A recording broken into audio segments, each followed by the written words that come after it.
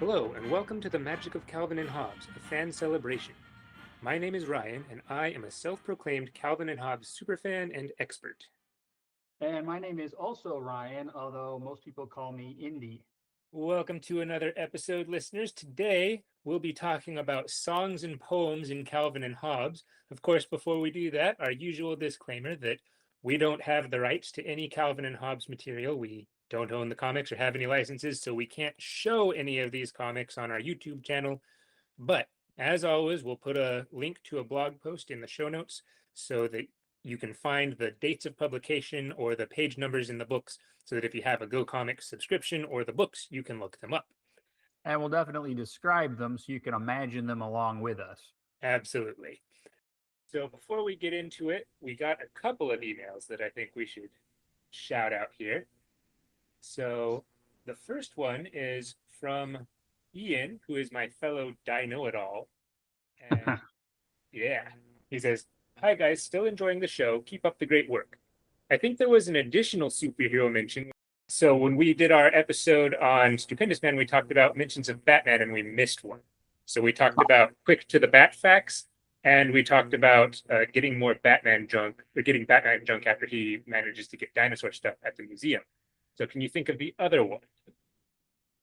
Well, so we might have mentioned this, I forget, but in I think maybe the first Stupendous Man strip, maybe the throwaway joke is about why has 6-year-old millionaire playboy Calvin never been photographed together with Stupendous Man, which that That's true. We did mention that one. okay, so there's that one. There's another reference to Batman. All right, let me think. So we've got the one about attending city council meetings on to the bat Yeah. facts. There's the ones we've already talked about, getting the Batman junk and why haven't they been photographed together. I'm not thinking of another one right now. So what does Ian have in mind? Ian says, I think there was an additional superhero mention when Calvin got his scientific research paper on bats back from Miss Wormwood. Ah, yes. So what is Yeah. it? So his illustration, according to Miss Wormwood, looks like he just traced the Batman logo and added fangs. She's pretty perceptive. Yeah, so not directly confirmed, but Hobbes seems to indicate that that is in fact what happened. Yeah. All right, yeah, well done, Ian. That's right, we forgot that one. Yeah, we missed it. So thank you for making sure that one was in there because that's a great reference.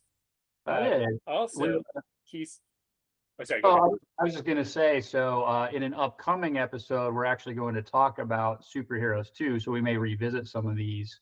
One other Yeah. sort of interesting thing on the bat research paper too. There's, I believe, an earlier strip where Calvin is sort of, I guess we'll say, pretending to be a bat. Do you recall what was going on with that one? Yeah. So he's talking about how bats can echolocate and so they can time how long it takes the echo to come back to show how far it is to some insect, and then changes in the echo's pitch indicate its direction. And so then he's tossing something into the air and catching it in his mouth with his eyes closed. He's got his hand over his eyes and he's like, ta-da, eyes closed. And his parents aren't so impressed. Right, especially because they're at what looks to be a pretty nice restaurant, and other people are noticing. Right. Yeah. No, Yes. that's right. But it just occurred to me sort of recently. It's kind of funny because it seems like Calvin does know something about bats, but then when it comes time to write the report, I don't know if he Yeah. forgets this or just doesn't want to learn more. It's like, of course they're bugs. They're big and hairy and they fly. What else could they be? And I'm not going to learn about this, but I don't know. It's interesting. He does seem to know something about them. Yeah. But someone's making him do it, so it doesn't count as funny. That might be it. Maybe that's the crucial part here. Yeah. Yeah. Now, Ian also says so remember you told the story about jumping out of a tree and instead of falling, you were just on the ground. Yeah, that was So, a really strange scientific anomaly. so Ian says that it makes him think maybe you had a minor concussion because in his experience, that causes time skips, as does skiing. So Oh. I think we can't reject the wormhole hypothesis just yet, but maybe you had a.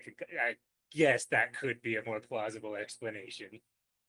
It's at least another possible explanation. I mean, Yeah, I but feel like I feel like fundamental changes in the way that the forces of the universe work is at least as likely as me having a concussion. yeah, yeah. So who's to say? Yeah, but we do always appreciate a good alternative hypothesis and another reference to Batman that we missed. So yeah, again, thank you, Ian, and thanks for listening. Well done. Yes. And then we got one more. This is from Elliot. So Elliot uh, is also talking about the Stupendous Man episode, and so Okay. we mentioned that uh, in that episode, and actually in other episodes, at least one other, that it's funny that Calvin doesn't want Mom Lady to discover his secret identity when she made the costume, and he basically tells her, you know. Uh, so he says that maybe hang on. Oh, he says, I wonder if Calvin views Mom as Mom Lady's secret identity, so Stupendous Man is unaware that Mom, the mild mannered civilian, and Mom Lady, the terrible supervillainess, are the same person. Therefore, of Ooh, course, Mom knows, but Mom Lady doesn't know his secret identity. They're obviously different people. So maybe Mom put something in Stupendous Man's food that gets past his stomach of steel, which weakens his stupendous will and allows Mom Lady to always win. So, that is a very intriguing suggestion. It's also interesting too because there's at least two occasions where Calvin talks about his mother having a secret sort of, I believe, superheroic identity rather than villainous, but we can't rule out that something like this could be happening too, or this could explain the difference between Mom and Mom Lady, the evil arch villain. right, exactly. Yeah. All So, right. Another interesting theory. So well done, Elliot. I really yeah, like that one. I mean, it kind of makes me think of, at least in the first Spider-Man movie, Green Goblin figures out who Spider-Man is, but Spider-Man doesn't know that he's Norman Osborn. So, That's true. yeah, so it's kind of like that. And then also in the Stupendous Man chant, Elliot has a suggestion for an in. So in the actual chant, it's in for something. Well, I'll come back to that. So he's suggesting in for nuisances, ritter of, which I think Ooh. that works pretty well. I mean, he does go Okay. after annoying girl, so That's true. Okay. And that's the same kind of annoying cadence as nuisance. tiger ferocity of. Yeah, exactly. So Okay. I Yeah. I could buy it. It seems plausible. I mean, Yeah. I mean, if nothing else, maybe that's what Calvin would circle back to once if he right, did get yeah, back to him. right, yeah. I think that's a good suggestion. So thank you, Ian. Thank you, Elliot. We appreciate hearing from you. We always love to hear from our listeners. So let's jump in. It turns out that in addition to being a brilliant artist and writer, Bill Watterson has a poetic streak. And typically he uses his powers for humor, but in my opinion, that doesn't diminish from the poetry itself. They're pretty clever poems. Yeah, I And agree. He's actually pretty impressive with his rhyme schemes and some of the vocabulary he uses. I think they're pretty well crafted poems. yeah, agreed. And so in this episode, we're going to take a look at the songs and poems that are found in Calvin and Hobbes. We've alluded to a bunch of these in past episodes, but here we'll really focus on them. And at the end, we'll even have some our own renditions of how these songs might go. So we think it should be Definitely pretty looking fun. forward to that part. Yeah. Yeah. So we'll start with a few poems that serve as kind of narration for the comic that we're reading. So these are ones where you could argue that maybe Calvin wrote them, or maybe it's just Bill Watterson wrote them and it's the narration of whatever we're looking at. So one of my favorites. This is one of the earliest of the new Sunday strips. It's the second Right. new Sunday format strip. And it's a poem about tyrannosaurs. So it starts 80 million years ago, back in the late Cretaceous, lived the great tyrannosaur, a fearsome and predacious theropod of monstrous size. He weighed 6 tons or more. He epitomized the concept of the killer carnivore. And it goes on for a while, but I love this poem. Oh yeah, actually it's funny. This is one of the first ones that came to mind when we were talking about doing this episode about poems and things. I absolutely love this one too. Do you have a favorite line or couplet from this particular poem? Yeah, I have two. Okay. Well, Interesting. actually, So I would have said the same thing. It'll be interesting if we say the same too. yeah, actually, I have more than that, but the ones that I'll go with are, I like the rhyme scheme where he says, "It was a sight few will forget. He lunged into the crowd. The multitude became unglued. Their screams were long and loud." I just really like the kind of sub rhyme of "the multitude became unglued." I think that's a clever extra rhyme that we get in there. I And agree then, because it's like so we think of rhyme schemes in general as mainly focusing on the last word or the last couple syllables, but you're right, he sneaks in additional rhyming in the middle of those verses, which I agree that's a pretty cool touch. yeah. And then the other one that I'll bring up is a camera crew from Channel 3 arrived in town to give a live report. At this, they failed because they didn't live. I think the live report didn't live wordplay is clever.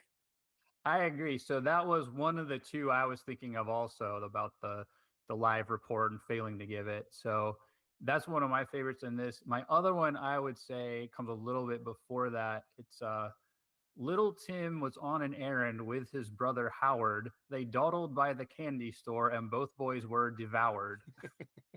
Yeah. Classic Calvin and Hobbes. Oh yeah, because we got people being devoured. The unusual rhyme devoured with Howard dawdling by the candy store. So yeah, they kind of are punished for their, I don't know, lack of sticking to what they were supposed to do. Like this is almost like a moral from, fables of old or McGuffey's Reader or something like. Well, the good child went straight to his destination, he was fine. But the one who dawdled and didn't do what he was supposed to got eaten by a monster. So, Yeah, so remember, kids, if you don't promptly do the errands you're assigned, you'll get eaten by a dinosaur. yeah, that's a valuable lesson I think we should take from this. The moral of the story. So that's possibly actually my favorite Calvin and Hobbes poem. We'll just, open big, but Yeah, there are so I many would other agree. good That's ones. certainly a contender for top spot. Yeah. But then another one in kind of the same vein where it could be Calvin saying it, it's arguably him saying it, but it's also kind of just narration, is the aliens came from a far distant world in a large yellow ship that blinked as it twirled. And this one, I mean, arguably it is Calvin writing it because at the end he's asking Hobbes what Hobbes thinks of his report on pollution, and is Mhm. it too far fetched? And Hobbes says not enough, really, because the aliens are saying they suck up the clouds in the air, causing no small amount of earthling despair. And at the end they say something like, "Although you may find this slightly macabre, we prefer your extinction to the loss of our job." So Mhm. it's kind of putting a jab in there at big corporations and stuff. Oh, definitely. I mean, you can obviously Watterson has a very sort of pro environmental preservation method or message throughout the strip, and Calvin and to a lesser extent Hobbes tend to be the mouthpiece for this. But yeah, so it's kind of like Calvin writes it in the strip. I think, is it a school assignment I think too, it's or an assignment. Yeah.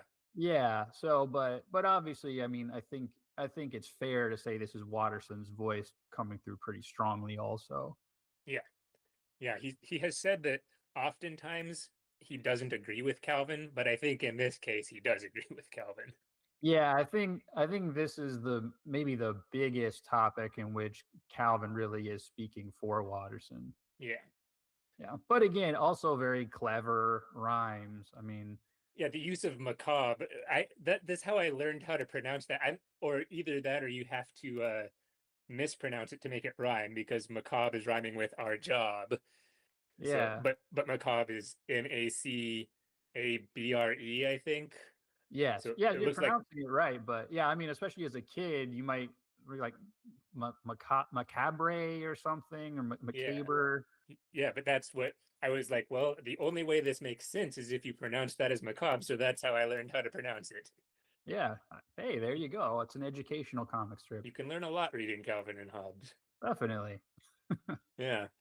And then while we're on the note of poems about aliens, and again, possibly this is Calvin narrating because, it's he says while lying on my back and stuff. But Yeah. this is also again narration serving to go along with the panels of what's happening to Calvin. So while lying on my back to make an angel in the snow, I saw a greenish craft appear, a giant UFO. And in this one, Calvin gets abducted by aliens. They want to know how to do math. He doesn't want to tell them, and they force it out of him. Right. And it's funny too because if you look, all the supposed facts about math they take out are wrong. So you see Yeah. up on the screen, it's like 5 times 3 equals 50 and stuff like that. So Yeah, 4 + 5 = 8, stuff like yeah. that. Yeah. You know what would be funny is if they had 5 + 6 = 6, because then Oh, it would be a tie-in to the Spaceman Spiff strip where he collides the two planets together.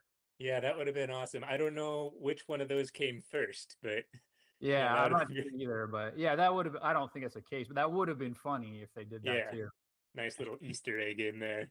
Yeah, I also have to say that I really love. I mean, I love all of it, but I love the end of this. You see him now. He's sitting at his desk talking to Miss Wormwood, and he says, "My escape was an adventure. I won't tell you what I did. Suffice to say, I cannot add. So ask some other kid." Yeah, that is brilliant. And yeah, because they didn't just force him to tell them the math, they actually sucked the math out of his brain. Yeah, So he seemed to be fighting the process, but yeah, to no avail. They successfully took out all the erroneous information from. But he may not actually be any worse at addition now, since all yeah, the facts were wrong. But I guess it's like it's a question of is it like the SAT or ACT where you actually get points off for a wrong answer as opposed to just no points for no answer? So, maybe this actually made him better because now he's not giving wrong answers, he's just not giving an answer. that's true.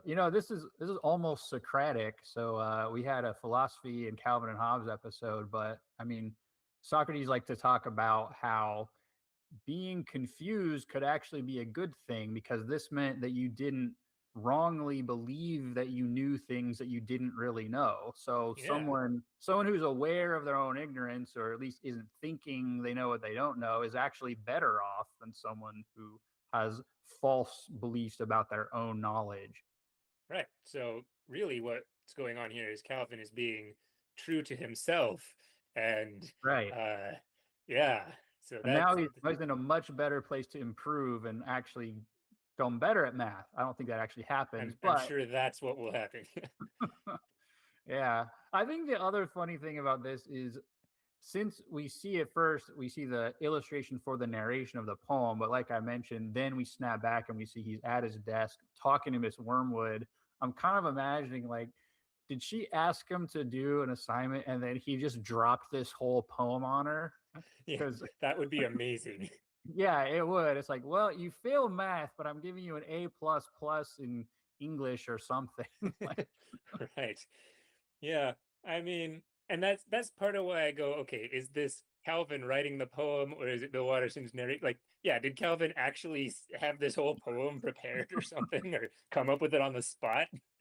yeah, that would be amazing. Like, Yeah. I can imagine the parent teacher conferences there. It's like, well, the creativity is Good news, bad news exceptional. time. Yeah, the execution of concept knowledge, not so good. Yeah. Well, and as we'll see in a little bit, Calvin does spontaneously come up with poems, so I guess it's not too far-fetched that maybe that's what happened here. That's true.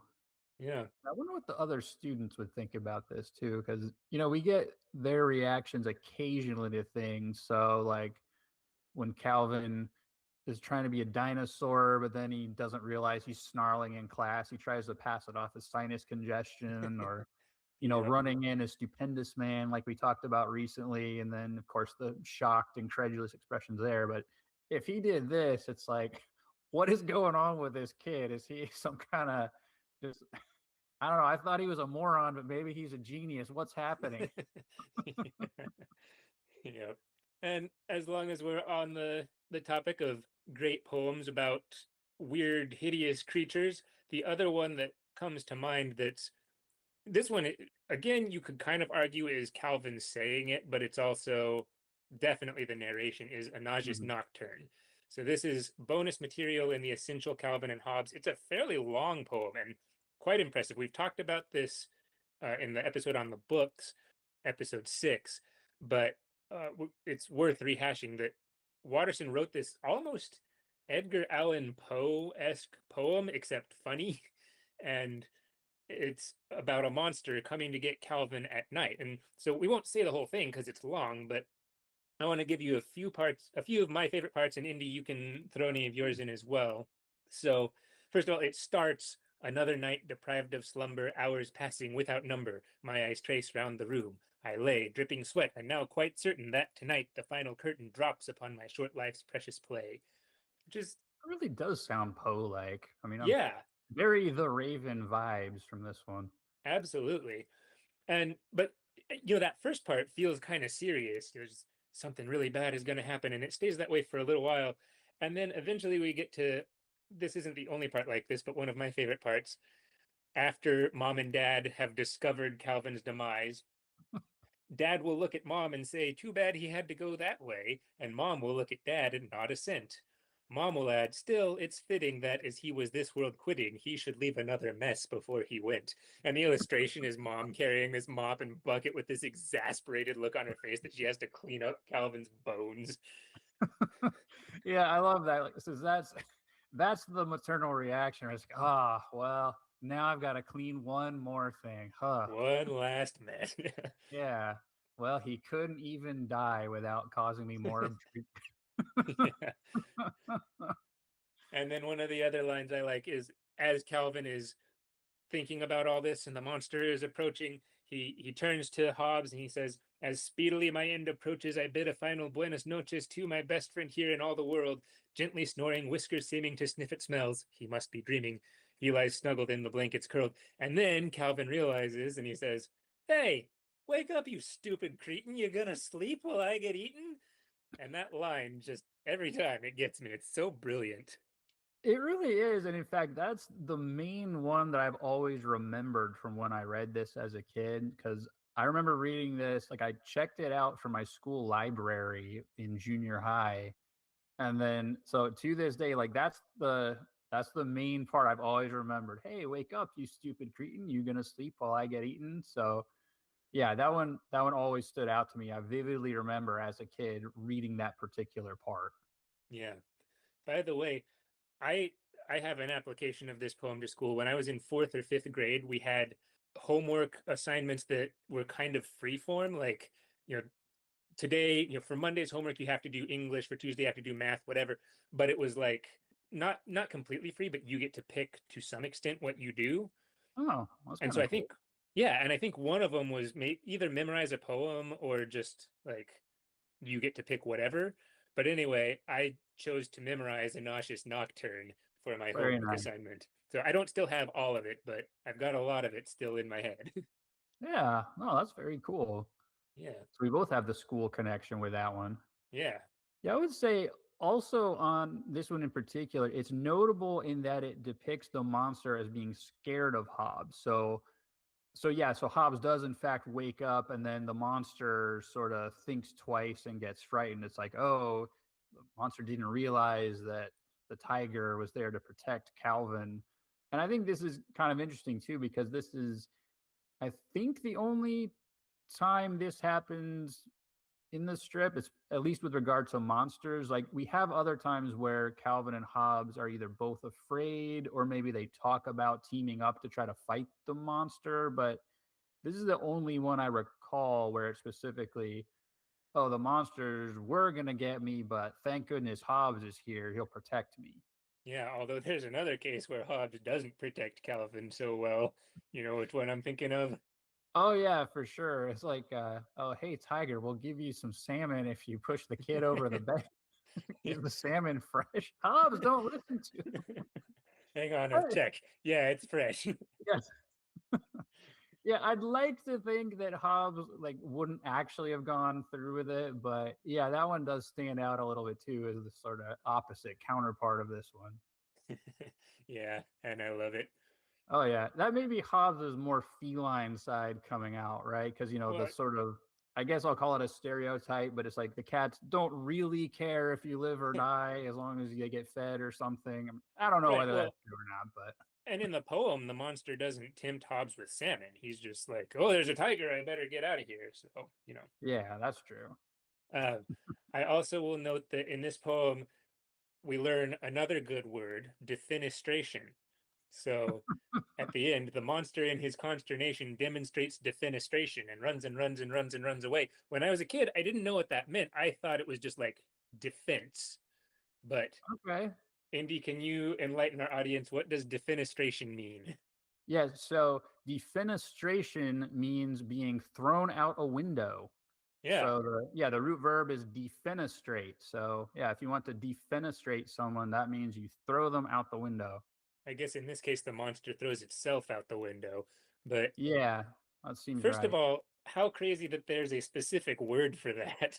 But also, you learn a great vocabulary word from this poem. You really do. And in fact, there's a famous historical event actually called, I want to say this is the defenestration of Prague. Oh, And that sounds familiar.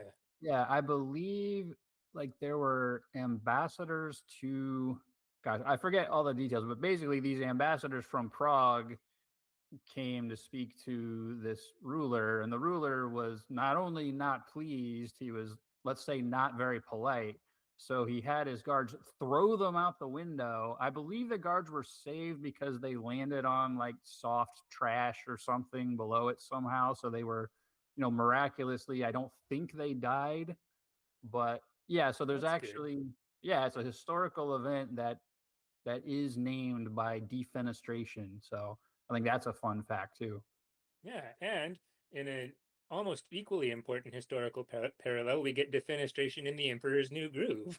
Oh, I forgot about that. I will Yeah. agree that is a classic movie, though. Yeah. Yeah. So we get defenestration all over the place. Also, just while we're talking about fun facts about throwing stuff out of windows, um, there was a apparently someone did a scientific experiment many years ago, and scientific is maybe being used a little loosely here, but he wanted to find something out about like I can't remember the reasoning, but he was throwing frogs out of a window, a very high up window, to measure or observe something.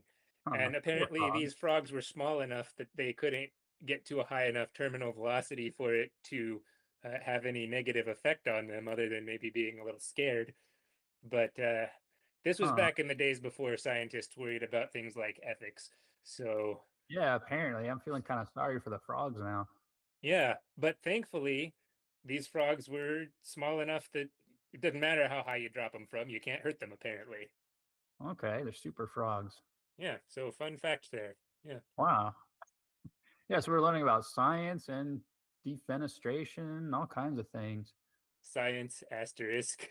Yeah, I mean, it was based on like the observation of phenomena to test the hypothesis. So I we'll, think we'll assume there was a hypothesis in there somewhere.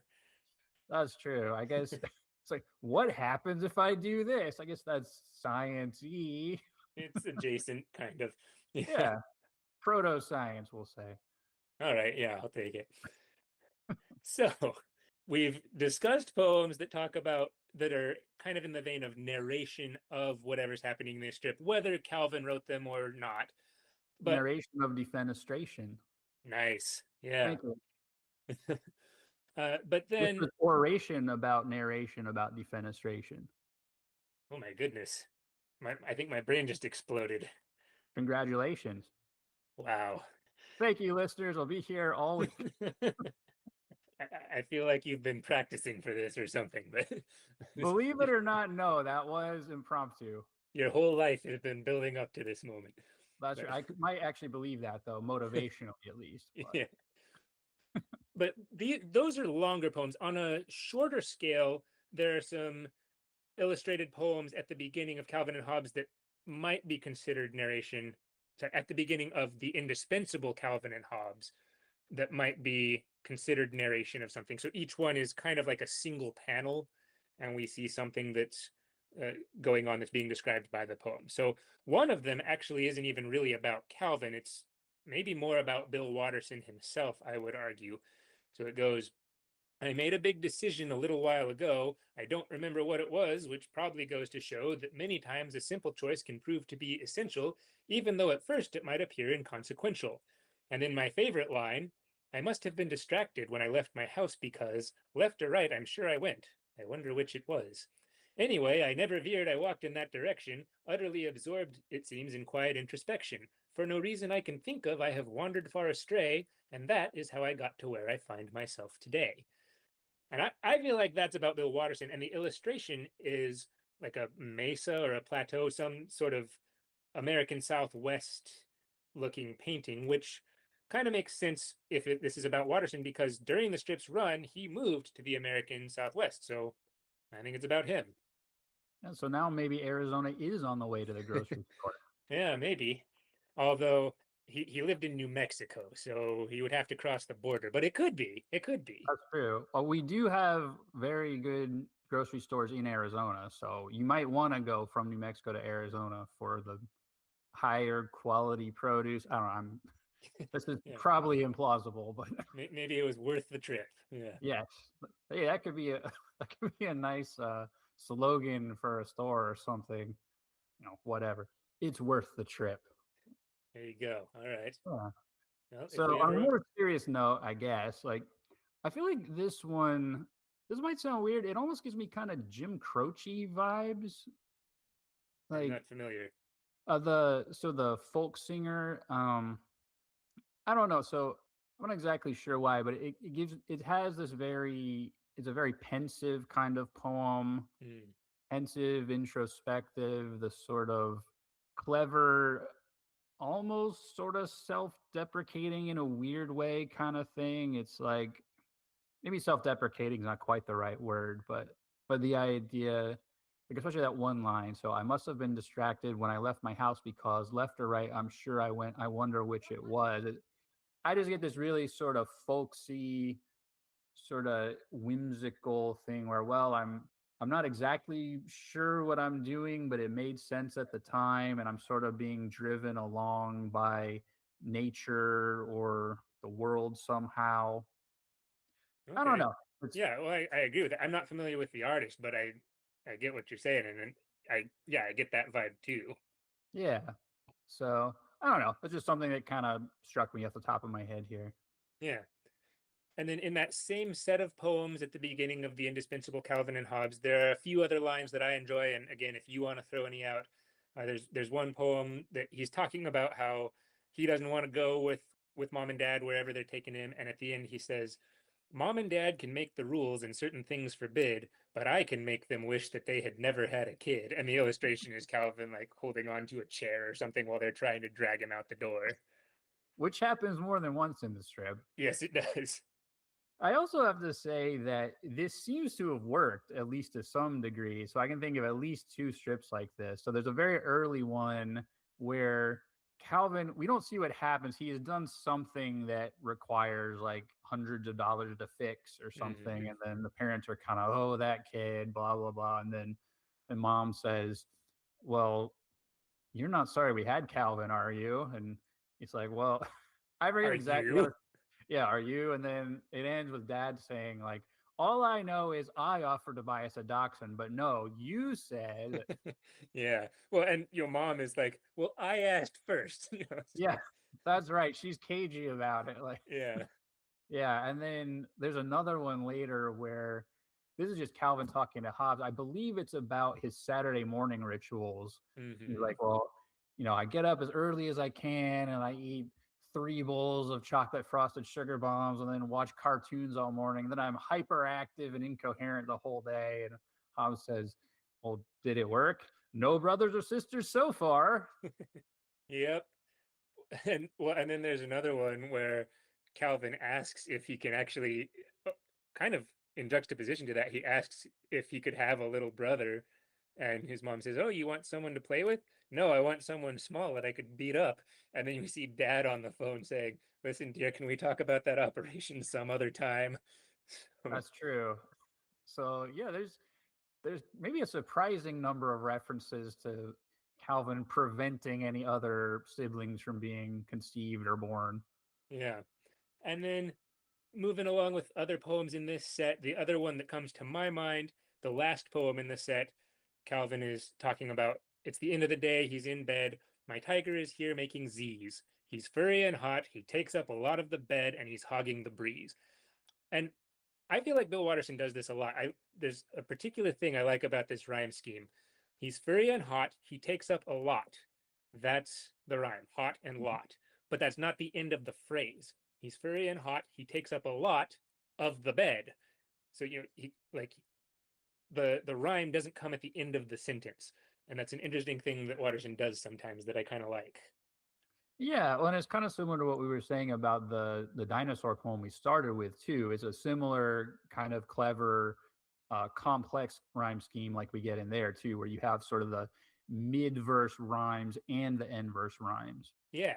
So I don't know that I really like that set of poems. It's real quick to read at the beginning of the indispensable Calvin and Hobbes. They're short, but I really like them. Are there any others that you want to bring up? Um, so this one is not in that particular collection, but one that I always think sometimes, and I forget how the first part goes, but Calvin actually sees a spider web out in Mm. nature, and he starts waxing poetic about this, and talking about how beautiful it is. But then the ending is something like the gossamer strands that nature produces. Ew, look at the spider suck out that bug's juices. Yes. Yeah, which is Yeah. great because we do get the rhyme, but is also this big severe tonal shift where he's starting by talking about sort of the majesty and the beauty of nature, but then ew, look at that. Yeah. Yeah, I really like the tonal shift along with the rhymes there. Yeah.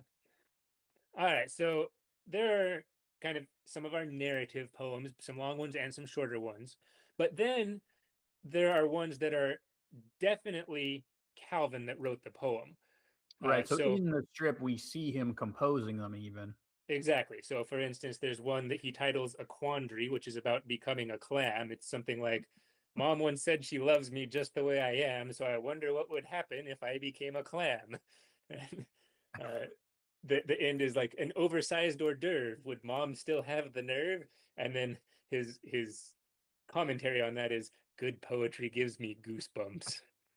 Yeah, which is funny because at least maybe the whole thing, but certainly that last couplet is clearly like the worst poem Calvin's ever written. Yes. What It is this doesn't, even about? yeah, it doesn't even quite.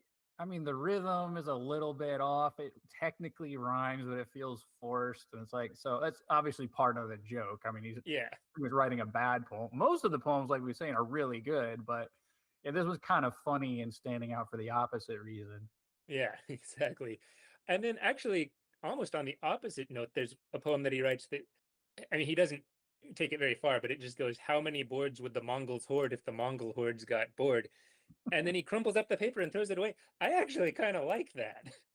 Yeah, I agree. That's kind of fun. I mean, obviously, it's a takeoff of the "how much wood would a woodchuck chug?" Yeah, That whole thing. Which, yeah, it's kind of a funny takeoff of that. But here he recognizes, no, this isn't so great. But I agree. It's certainly better than the other one, and it's a fun kind of takeoff. yeah. Well, and I mean, I just like it's kind of a clever use of different types of board and different types of hoard. And That's yeah, true. Let's see, what do we call those? Homonyms, words that yeah, beyond the homonyms or speaking. homophones or something. Yeah, that is clever. I agree.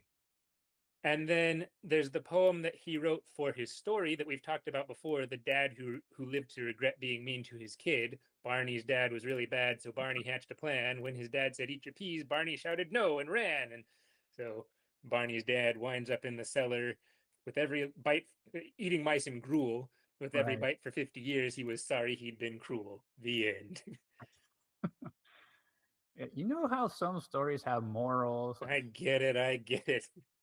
Yeah. So another case, again, I think the rhyme scheme is really good. Clever use of words, rhyming gruel with cruel. Mhm. Seller is rhymed with teller. Like his mom didn't know. I forget always that, but his mom did not know where he went because Barney didn't tell her. So Yeah. So that's pretty cute. One thing I find really kind of interesting and funny about this too is that Calvin and his dad both do this exact thing to each other. So I think the dad's comes first. It's not a poem, but Calvin wants to be read a bedtime story, and his dad is like, "Oh, I'm busy, I can't. If you won't read me a story, I won't go to sleep." So then the story is, I think I can do this from memory. Here we go. Once upon a time, there was a boy named Calvin who always wanted everything his way. One day, his dad got sick of it and locked him in the basement. Everyone else lived happily ever after. Yeah, so maybe that's where Calvin got it from then. Yeah, which I hadn't until recently put that together, but yeah, they both do this. And in fact, Calvin's comment after the story, he turns to Hobbes and he says, "I don't like these stories with morals." But then it's like it's exactly the same thing that then he does to his dad, maybe in retaliation. So it's like, oh, you think you can lock me in the basement, huh? Well, what do you see? Wait do you see this? You're gonna use your Illustrated morals too. against me, I'll use them against you. Yeah, because he even says, you know how some stories have a moral? Yeah.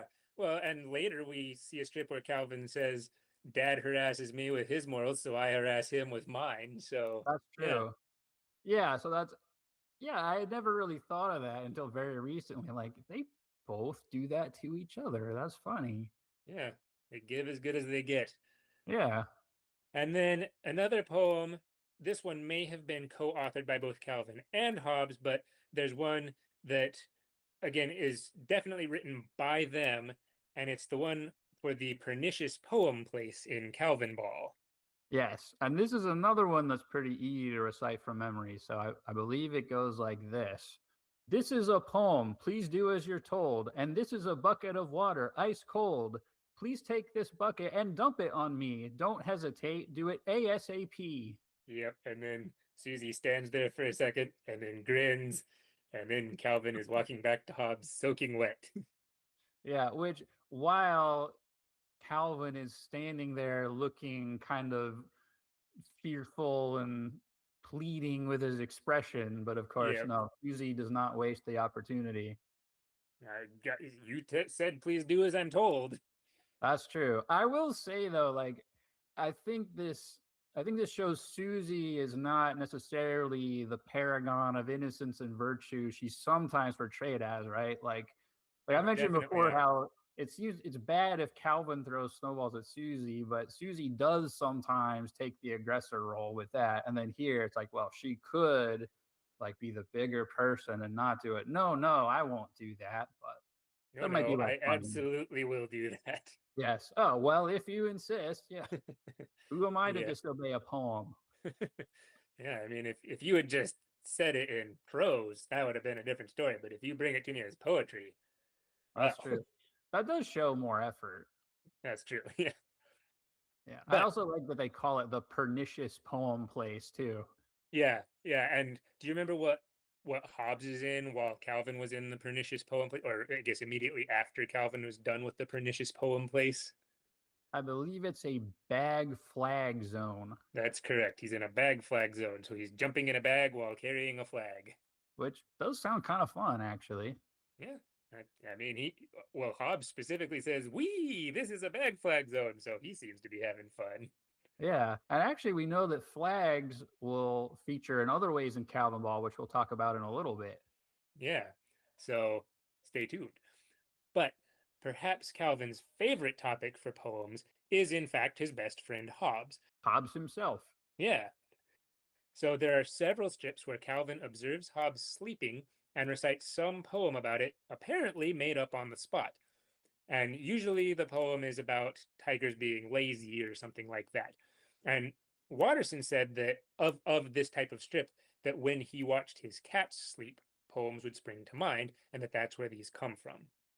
Now, most of the time, these are rhyming couplet poems, typically. So, for instance, still and quiet feline form, in the sun asleep and warm. His tail is limp, his whiskers drooped. Man, what could make this cat so pooped?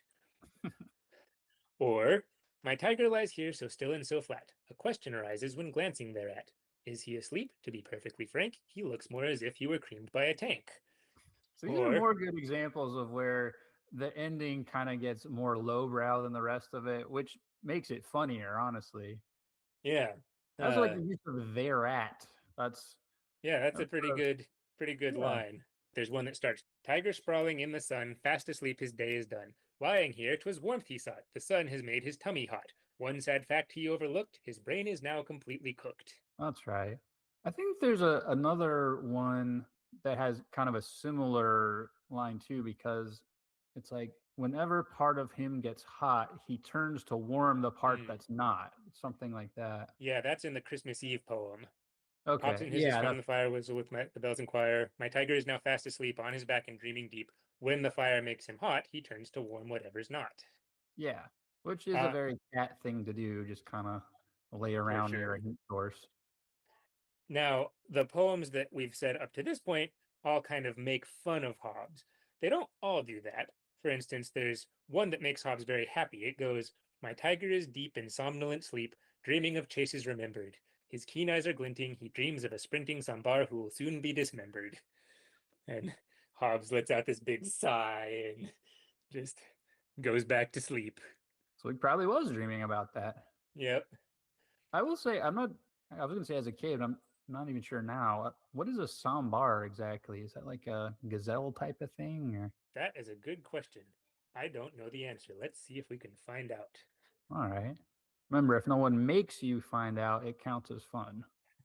Exactly. Let's see. What is a sambar? Sombar, right? I thought maybe it was SA. Oh, let's try that. A popular South Indian, Sri Lankan, and Tamil staple lentil stew. That's probably not it. Although you Sambar could deer? devour that. I mean, Yeah, it's true. According to Wikipedia, the sambar is a large deer native to the Indian subcontinent, South China, and Southeast Asia, giving more credence to the theory that Hobbes is a Bengal tiger specifically. So, okay. yeah. Yeah, I guess we don't know. So we mentioned before there is one reference to being with his dad in a jungle of some kind. We don't know exactly And where. escaping a charging rhino. So that's That's got to true. So be India or thereabouts, right? yeah, I guess maybe that was probably right. Yeah. Because I mean, there are rhinos in Africa, but there aren't tigers in Africa. Like the only place where there Yeah. are tigers and rhinos. We did the whole episode about where Calvin and Hobbes live. I guess there could also be the mystery like where did Hobbes live before? Yeah, well, apparently Sounds India like or surrounding area, yeah. probably. So And yeah, we also know he's more of a yellow ochre than a straight orange. So I don't know if that could give us any clues about like tiger populations and yeah, typical coloration distribution or something. yeah. I don't know enough about tigers to comment on that, but listeners, if any of you are an expert on that, let us know if that also shows us where Hobbes might be from. Definitely. This was kind of giving me like the Tyrannosaurus, fearsome predator, or scavenger debate, at least the beginning part. But Right. Yeah. Similar idea. Now, there's also a poem that Calvin didn't write, but that he quotes, Tiger, tiger, burning bright in the forest of the night, which is by Blake, apparently. that's right, So, William Blake. yeah, What immortal hand or eye could frame thy fearful symmetry?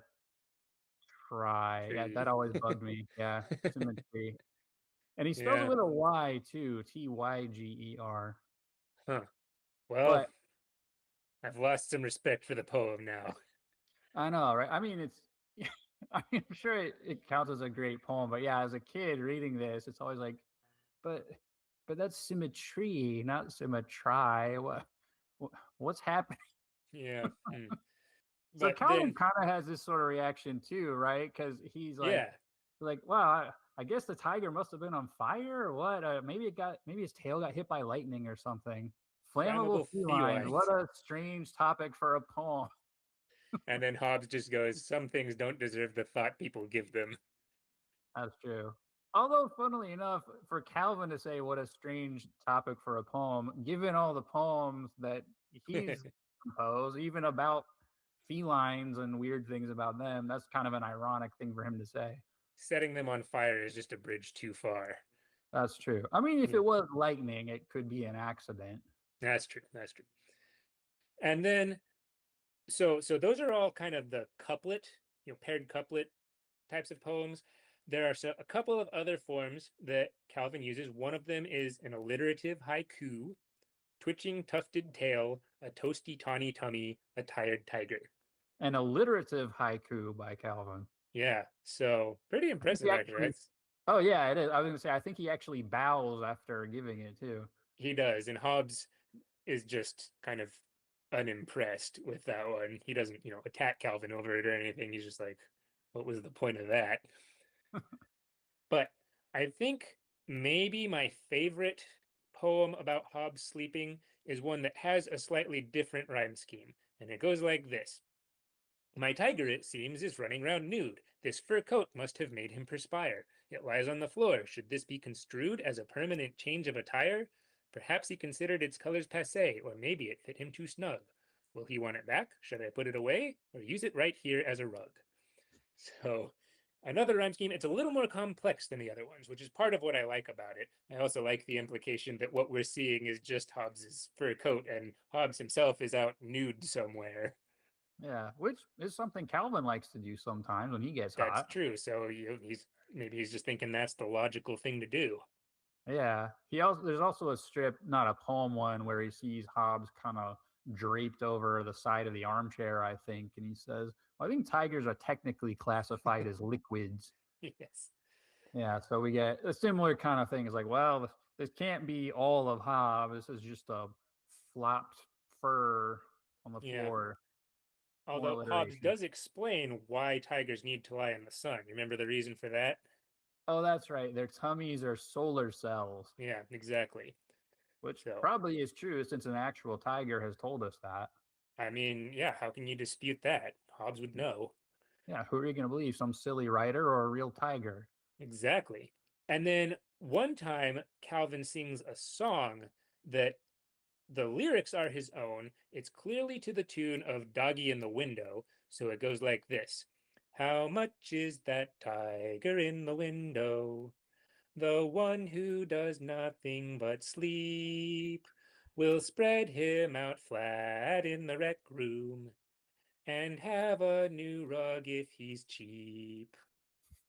I think after this one, by the way, very good. Good job on the Oh, singing thank there. you. Thank you. Yeah. And is this, I think maybe Hobbes does pounce on him after this as Calvin walks away laughing, or Maybe I get them mixed up which ones he pounces and which ones he doesn't. Let me see. Tiger in the sure. window, Calvin and Hobbes.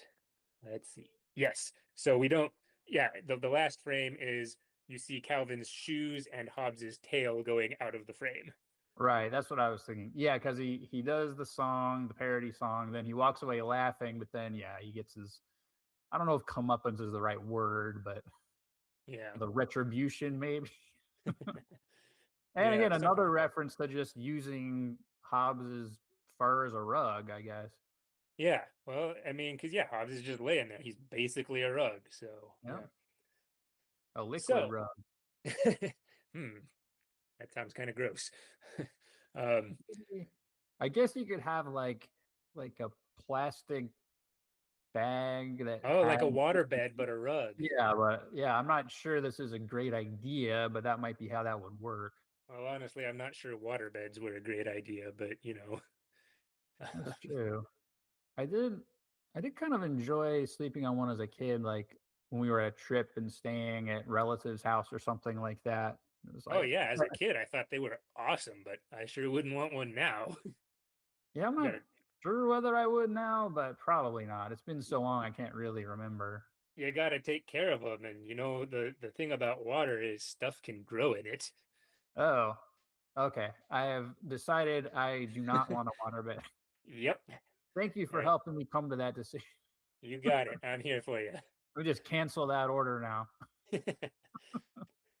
Now, on the other end of the spectrum, about regarding poems about tigers, there are poems about tigers by Hobbes, and he definitely has his own take on tigers as a species. For instance, he wrote the poem An Ode to Tigers.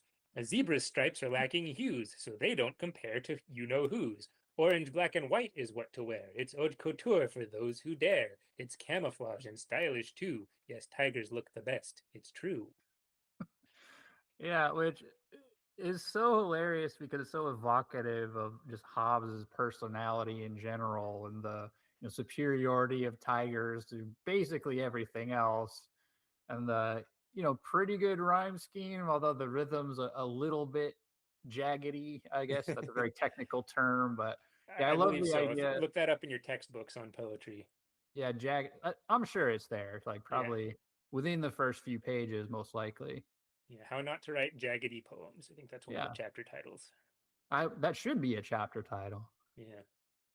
But yeah, I think that's funny. And the other thing about that too is we may have mentioned this before, but neither Calvin nor his dad are like that thrilled about this. So I love the idea that his dad's like, this goes on for pages, pretty tedious, isn't it? So like, yeah, this is We're definitely humoring Hobbes here, okay? yeah, definitely Hobbes doing, not Calvin. Yeah. And then other poems related to how great tigers are all encompassed in the password to the Gross Clubhouse, which is at least 8 verses long. Mhm. So I've gone ahead and compiled the verses in order as best as I can figure. A couple of the verses we just don't have. So listeners, you'll just have to fill in the blanks on those ones, as Watterson sometimes wants us to do. Yeah, So we'll have to imagine the missing ones. yeah, as best as I can figure, it goes like this. Verse 1: Tigers are mean, tigers are fierce, tigers have teeth and claws that pierce. Tigers are great. They can't be beat. If I was a tiger, that would be neat. Now, after the end of that one, Hobbes asks what the third verse is, so that's how we know those are the first 2 verses, but we don't hear verse 3. We don't seem to know what verse 4 is, and we don't seem to know what verse 5 is. So those ones you'll have to figure out for yourselves. But verse 6: Tigers are nimble and light on their toes. My respect for tigers continually grows. Then verse 7 goes, tigers are perfect, the epitome of good looks and grace and quiet dignity. Although when Calvin is saying that one, Susie walks up in the middle of it, and so he goes, and quiet um uh dignity. Yeah, he's kind of looking like because I believe in this one he was trying to say it really fast so Hobbs would let him up so they could throw things at Susie, but Yes. then she got there too quick. And Understandably so. right. And we see in the drawing, Watterson does this sometimes where if you look at it as a static image, Calvin has 2 faces because it's showing him turning to look Right. at Susie. And then the last verse that we know of, and it's presumably the final verse because Hobbes does lower the rope ladder after this one, is tigers are great, they're the toast of the town, life's always better when a tiger's around. Which probably true. I like tigers. I mean, Yeah, I prefer there be a barrier between me and them, but I like tigers. that's true. Yes, I do like tigers when they cannot pounce on me. Right.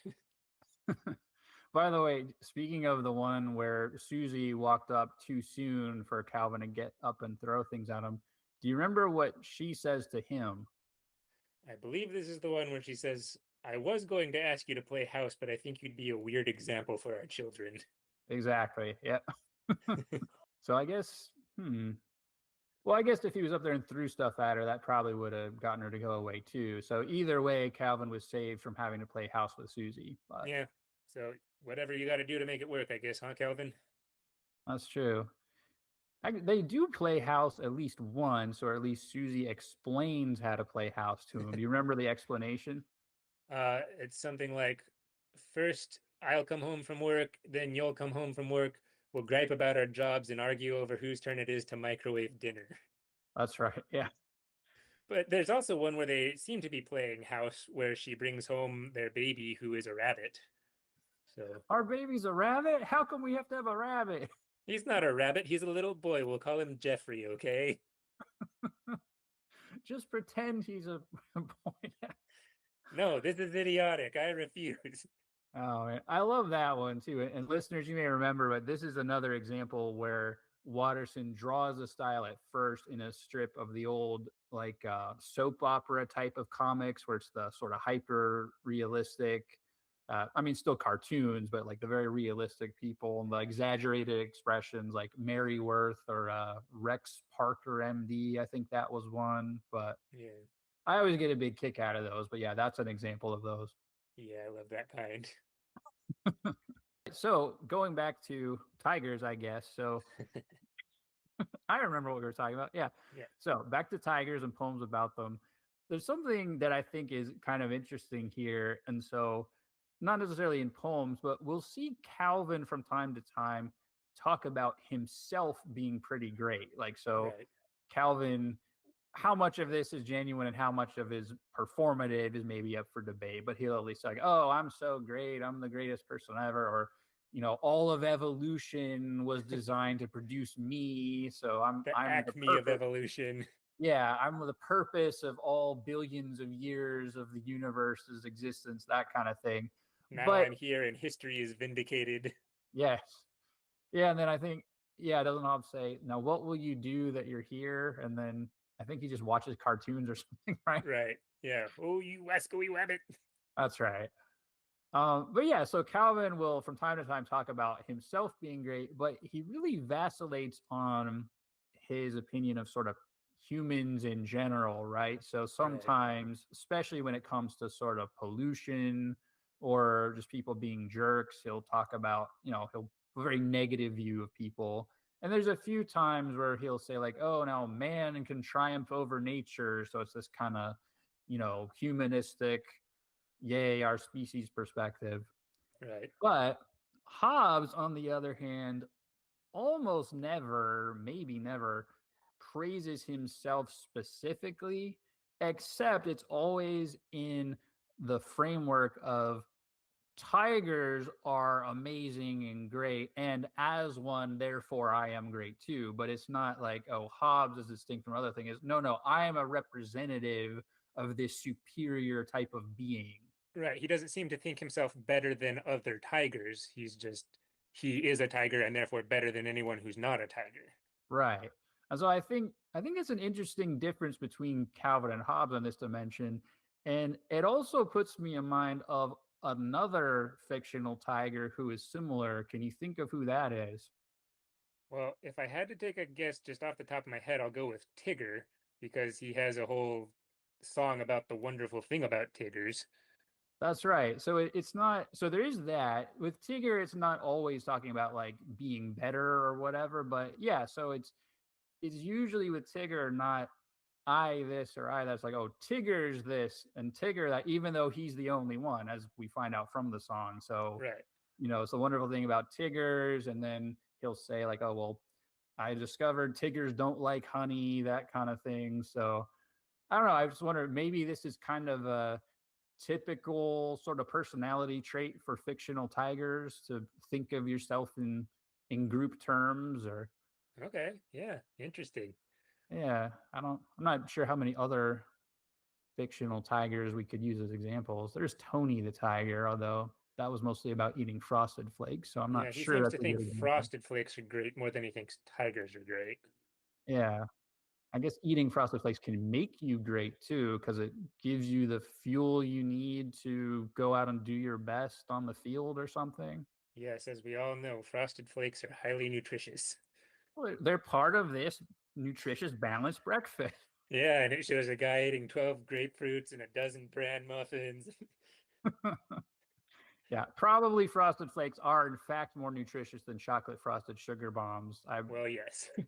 I, I guess we don't know, but I would. Although we do know that this is something we're somewhat related to what we'll talk about later. But with chocolate frosted sugar bombs, there's not a single vitamin or essential mineral to get in the way of that rich fudgy taste.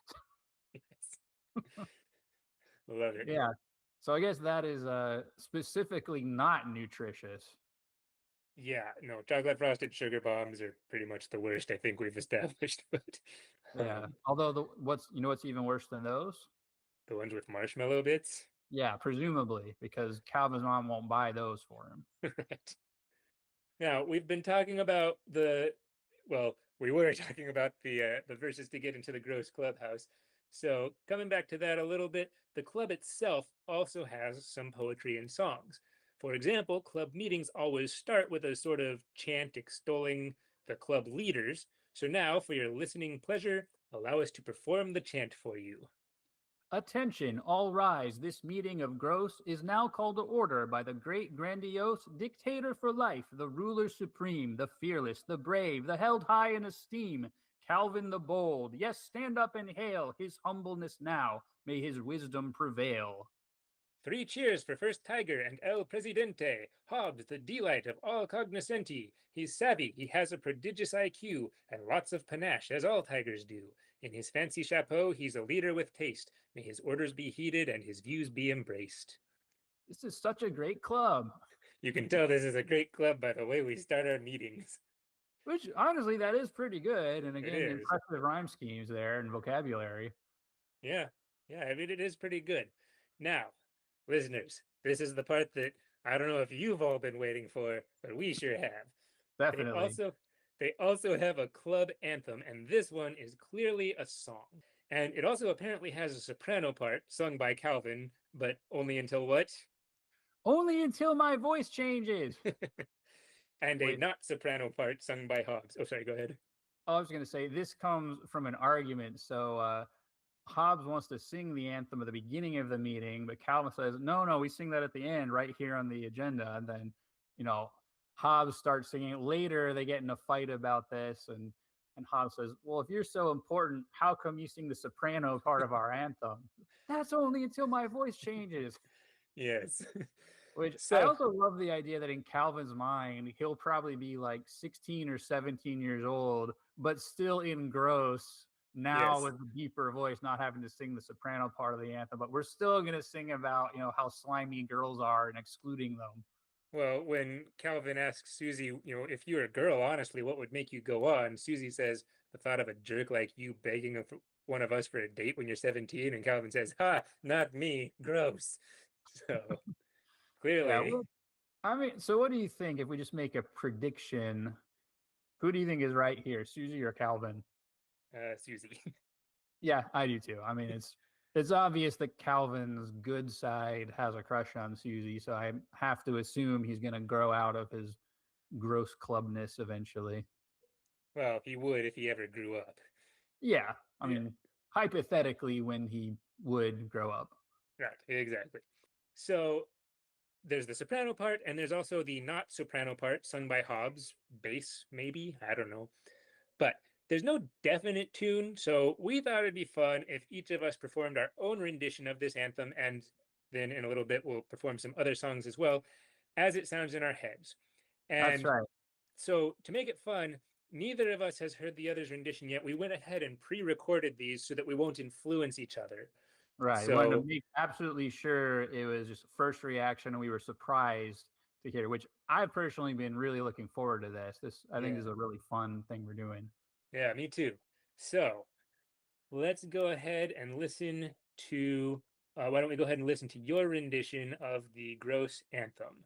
Okay. And it looks like you actually have a couple of things here.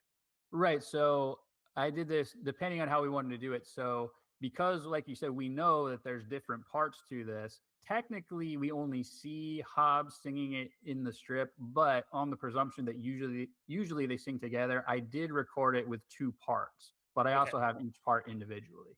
Yeah. Now I also recorded it with 2 parts, but I didn't separate them. So maybe what we'll do is we'll hear your Hobbes part, and then we'll combine your 2 parts, and then we can hear mine. So let's see how Hobbes sounds. Oh, gross, best club in the cosmos. All right, so I like it. I like where this is going. All right. So now we're going to hear the 2 parts together. Yeah. All right, let's see. Oh, gross, best club in the cosmos. Wow. I'm impressed, Indy. That's pretty good. Thank you. Yeah. I mean, really, you should be impressed with Calvin and Hobbes more than me. But... That's what I mean, yeah. Yeah. All right, so now go ahead and take a listen to my rendition. All right. Oh, gross, best club in the cosmos. Wow. All right, very interesting. We went really different directions on that one. Yeah. So by the way, was that Carrie or Ann doing one of the parts, or? No, those were both me. Oh, but we're both. Okay. Well, you did a very good job doing the soprano versus do some falsetto. Yeah. Yeah. Very nice. Yeah, that's a really interesting way you took that. Yeah. So I mean, there's no clear tune for this, and I'm not great at coming up with my own tunes, so I feel like I kind of was riffing on the national anthem a little bit, but uh, Okay. you know, Well, it's funny you say that because I think given like the beats or the rhythm of the words, it could be basically a parody of "Oh Canada," I think, right? okay, yeah, it Like, could be. "Oh Gross, best club in the cosmos." That's But true. That's another way you could do it. yeah, now I personally I think they made up their own tune to it and didn't do that, but it would fit as Yeah, far as the syllables. yeah, that's what I think too. And uh, by the way, when this song is played, you're supposed to take off your hat during its hallowed refrain. Oh, that's true. So Hobbes at least attempted to give Calvin demerits for not doing that, Yeah, which you can't give was me demerits. I outrank you. yeah, and this is what escalated into the debate about who was more important, a Right. lowly first tiger or the supreme dictator for life, who has to sing the soprano part of the anthem. Yeah. Now, there are a couple of other songs in Calvin and Hobbes that, again, don't have definite tunes. And so we've decided to go ahead and give those a crack as well. So, first up, we've got the Yukon song, and there's a whole poem at the beginning of Yukon Ho titled the Yukon Song that, being a song, presumably has a tune to it. So, let's hear Indy's rendition. My tiger friend has got the sled and I have packed a snack. We're all set for the trip ahead, we're never coming back. We're abandoning this life we've led, so long mom and pop. We're sick of doing what you said and now it's going to stop. We're going where it snows all year, where life can have real meaning. A place where we won't have to hear your room could stand some cleaning. The Yukon is the place for us, that's where we want to live. Up there we'll get to yell and cuss and act real primitive. We'll never have to go to school forced into submission by monstrous crabby teachers who'll make us learn addition. We'll never have to clean a plate of veggie glops and goos. Messily we'll masticate using any fork we choose. The timber wolves will be our friends, we'll stay up late and howl at the moon till nighttime ends before going on the prowl. Oh, what a life, we cannot wait to be in that Arctic land, where we'll be masters of our fate and lead a life that's grand. No more of parental rules, we're heading for some snow. Good riddance to those grown-up ghouls, we're leaving Yukon. Oh! Ooh, I like the high note at the end. Thank you. Yeah, I don't know. I thought maybe it was a little sketchy. You're like, it sounds like what a 6-year-old soprano would probably sound like. So Yeah, all right. I like it. That's good. Now, I thank didn't you. record the whole song. I just did a couple of stanzas, but Sure. uh you so yours you kind of changed it up but from one set of stanzas to another.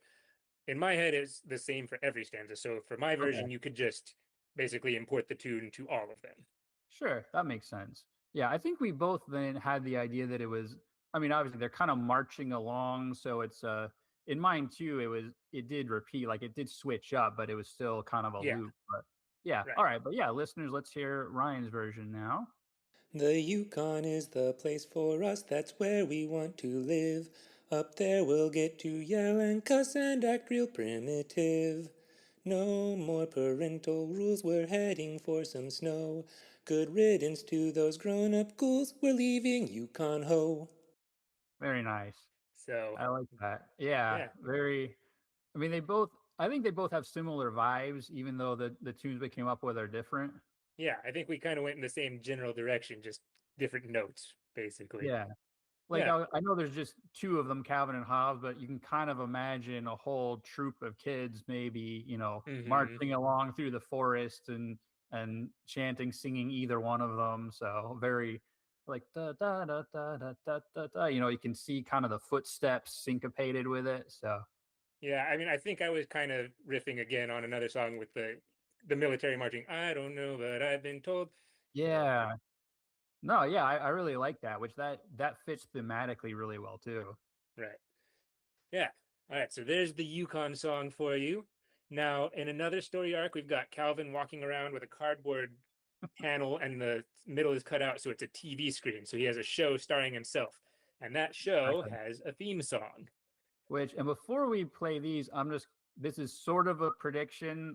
I feel like this may be the one that we are most similar on. I don't know if it'll turn out that way. Like we said, we haven't listened to each other's yet, but if I had to guess, this is the one I would feel like we'd be most likely to come up with a similar tune.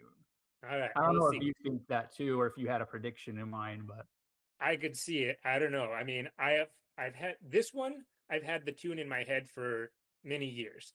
The oh the yeah, last two that we just did, I kind of had to make them up for this episode, hmm but this one yeah, I've had a tune in my head forever. I would agree, and that's part of why I think that. So I'm the same way. Like pretty much when I first read this one, I was imagining in my head, okay, it probably sounds like this, what he's singing. Whereas some of the other ones, I had to think of it a lot more. Yeah. Now I will also just prepare you for mine. I sang, but I also did like a little harmony undercurrent thing. So I'm Okay. hoping that'll be fun. So Yeah. No, I like it. all right. So let's go ahead and hear indies. He's Calvin, amazing great Calvin. Oh, he's the one who you'd like to meet. He's the one who just can't be beat. He's Calvin, ba-dum. All right. I like it. I'm not going to tell Okay. you whether mine's similar or not. Let's All see right. what you think when you hear mine. Yeah, listeners, we'll find out together. All right. Here is Ryan's version of the Calvin TV show theme song. He's Calvin, amazing great Calvin. Oh, he's the one that you'd like to meet. He's the one who just can't be beat. He's Calvin. La da da da da. That is amazing. So, So yeah. Oh, go similar ahead. Yeah. vibes. I think there's Yeah. similar vibes. Not obviously not the same tune, but kind of a similar Yeah. idea. I would agree with that. Yeah, the tune was maybe not as similar as I predicted, but yeah, definitely similar vibes. I almost wonder if it's sort of like time periods. Like, I don't know if this makes Mm, any sense. This is sort of amateur speculation, but maybe the version I did sounds like maybe an older TV theme song where yours might have been like from a decade after or something. Or yeah, that could be true. It's okay to reveal Indy is a little bit older than I am. Not like it's by a true. ton, but a little bit. So maybe that could have something to do with it. Yeah. But no, I really like yours too though. And like the background part was good. I could totally see this as like I kind of got like late night vibes. Yeah. Yours like, oh, it's 10:30, 11 at night. I flip over. Oh yeah, it's Calvin. Yeah. Right. Yeah, I feel Very like fun. I don't know, for some reason Charles in Charge is coming to mind with yours. Wow. So I did watch that as a kid, which I probably could do the theme song to that. I won't do that right now, listeners, because Okay. we have enough music in this episode already. But that's actually funny you say that. Yeah, growing up, I did in fact watch Charles in Charge with my sister. So Okay. Well, yeah, so maybe you didn't even know that's where your inspiration was coming from. maybe it's possible. But by the way, do you agree with me that Calvin is thinking of his show as like a talk show? Yeah, that's kind of the vibe I got. Because after he sings the song, he's like, thank you. Hey, boy, what a crowd. Give yourselves a hand," that sort of thing. Yeah, So it feels like Calvin's coming on stage to host some sort of talk show or variety show or something. definitely. Yeah, so it's funny. This one we both like kind of thought it the same way. We both had tunes, different tunes, but still, like we said, similar vibes that popped in our heads the whole time. I find that very interesting, like how evocative this song in particular was just as written in the strip. Yeah, for sure. So we got a couple more songs now, listeners. Calvin Ball has a couple of songs that go with it. So in the Roslyn playing Calvin Ball story arc, we learn that at the beginning of a Calvin Ball game, we'll call it a Calvin Ball opening ceremonies song. Yeah, that's a good way to say it. Yeah. And we talked before about how both of us, kind of unlike the one we were just talking about, we both tended to read this more as a chant than a song. But if you read the strip, Calvin talks about harmonizing along with Hobbes, so it clearly is meant to be a song, not just a chant. Yeah, and specifically harmonizing on the rumma-tum-tums. Right, the rumma-tum-tums, right. So with my version, I did put that in too. So like before, we can split it up. I have like just Calvin, and I have the full version with the rumma-tum-tums in the background. So thinking about those kind of guided how I thought maybe the tune would go. Yeah. Yeah, so I put the rumma-tum-tums in mine as well. So why don't we just go ahead and do both Yeah. full versions? Yeah, I think that sounds good. All right, so here's Indies. Other kids' games are all such a bore. They've gotta have rules and they gotta keep score. Calvin Ball is better by far. It's never the same, it's always bizarre. You don't need a team or a referee. You know that it's great cause it's named after me. If you wanna All right, I like it. I like what you did with the rumma-tum-tums. I feel like mine are going to be a little more subdued than yours. I think yours were pretty good. Oh, thank you. Yeah. And listeners, you might have noticed those lasted longer than the Calvin part. That's because in the strip, that's where it ends. So he cuts it off there with "if you wanna," and then so I turns to Rosalind and says, "Feel free to harmonize with Hobbes on the rumma-tum-tums." Right, which is how we know that there is harmonies and rumma-tum-tums. So, but yeah, so I made the artistic decision to have the rumma-tum-tums go a little longer than what Calvin said there, because that was the end of what he said. Yeah. Okay. All right. So now let's hear Ryan's version, also with rumma-tum-tums. Other kids' games are all such a bore. They gotta have rules and they gotta keep score. Calvin Ball is better by far. It's never the same, it's always bizarre. You don't need a team or a referee. You know that it's great cause it's named after me. If you wanna. I like it. Yeah, that is so great. I mean, again, I'm not great at coming up with my own melodies, so this was a riff on that.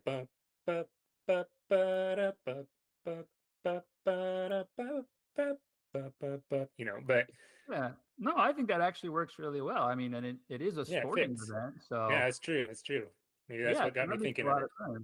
Yeah, I also think it's funny. We both heard it as like changing at the "you don't need a team or referee" part. We both had the shift in what was happening there. Yeah, exactly. It's a what is that? An AABA format? I think so. Yeah. Yeah. And again, but it's also interesting because like I think this even comes out more with yours than mine. Like we don't know exactly how long the verse would keep going. Right. So yeah, so it could be like "if you wanna" is the start of the second stanza, but it could also be that's just the first stanza continuing because we don't know because it gets cut off. Yeah, right.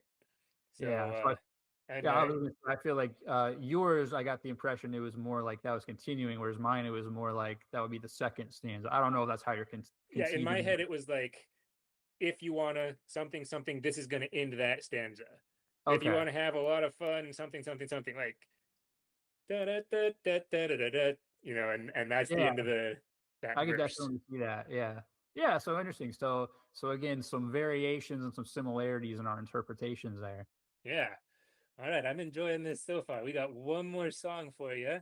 So this is another Calvin Ball song. This is the Very Sorry song. When Calvin steals Hobbes's flag, he has to, he gets touch with the Calvin Ball and has to put it back and sing the I'm Very Sorry song. And there's a little bit of rules debate before this happens. Do you remember what that was? Right. Well, so Calvin says that he was in the no song zone, and Hobbes says, "Oh, but I touched the opposite pole, so now the no song zone is the song zone." And Calvin says, "I didn't see you touch the opposite pole. You have to declare it." And Hobbes says, "I declared it oppositely by not declaring it. Start singing." Exactly, which is one of my favorite lines in like maybe the whole strip, especially because Hobbes's expression, like the kind of QED look on his face. I declared it oppositely by not declaring it. It's like, of course, that's ironclad. You can't argue with that. So, and Calvin agrees. He starts singing. Yeah, so it works. Yeah, so I've always really gotten a kick out of that. But so then I mentioned before flags would come up again. So yeah, in Calvin Ball, flags play. You have the bag flag zone. You have stealing the flag, and now Calvin has to sing the very sorry song about stealing it with help from Hobbes. And there's also the babysitter flag. So yeah, it comes up a That's lot. true. Yeah. All right, so let's hear Indy's version of the very sorry song. Here's the very sorry song. Won't you help and sing along? Boom, boom, boom. I blew it. He's sorry. I knew it. So sorry. I'm Just very, don't do very it sorry anymore, that you I took your scurvy precious scallywag. flag. Okay. I like that a lot. Thank Now, you. I'm not gonna comment on mine yet. Let's go ahead and listen to mine, and then we can see how they compare. All right, here we go. Here is Ryan's version of the very sorry song. Here's the very sorry song, won't you help and sing along? Bum, bum, bum. I blew it, he's sorry, I knew it, so sorry. I'm very, very sorry that I took your precious flag. Just don't do it anymore, you scurvy scallywag. I like it. Yeah, so okay, so I feel like we had similar ideas on the bum bum bum. Yours was similar to that. And what was the other thing I noticed? I mean, I feel like once we got to the I blew it, he's sorry, we were pretty in line on that bit. On that part, yeah. Yeah. I mean, Yeah, slightly then different tunes, but very similar idea. definitely. And then of course you had it where Calvin sings and then Hobbs it, whereas then I put them together at that part. So Yeah, right at yeah, the different end. interpretations in that way. Yeah. That's interesting. All right, so there you go, listeners. You have our interpretations of the songs. If you would like to send us your interpretations of any of these songs, we'd love to hear them. If you want, Yeah. we'll even play them on another episode of the podcast. That So, that would be very fun for like a listener mail segment sometime, or yeah. yeah, So, or even just tell us like if any of ours were similar to the way you imagine it, or if you have different interpretations. So yeah, we would love to hear your guys' thoughts on that too.